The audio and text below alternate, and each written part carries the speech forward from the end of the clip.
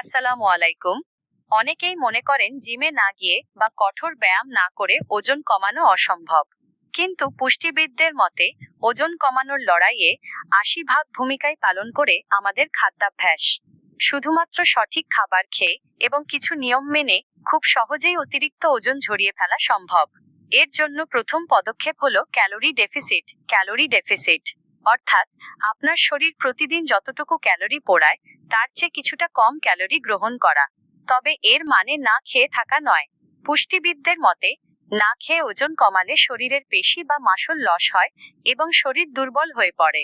তাই না খেয়ে থাকার ভুলটি একদম করবেন না। খাদ্য তালিকায় বড় পরিবর্তন আনতে হবে কার্বোহাইড্রেট এবং প্রোটিনের পরিমাণে।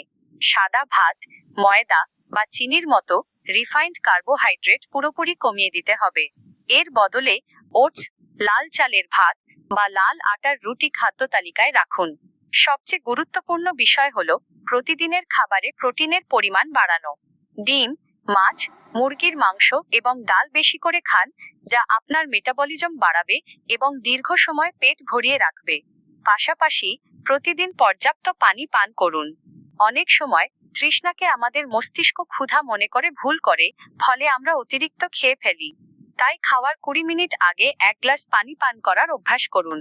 অতিরিক্ত তেল, ভাজা পোড়া এবং কোমল পানীয় বা কোল্ড ড্রিঙ্কস খাওয়া আজই বন্ধ করুন।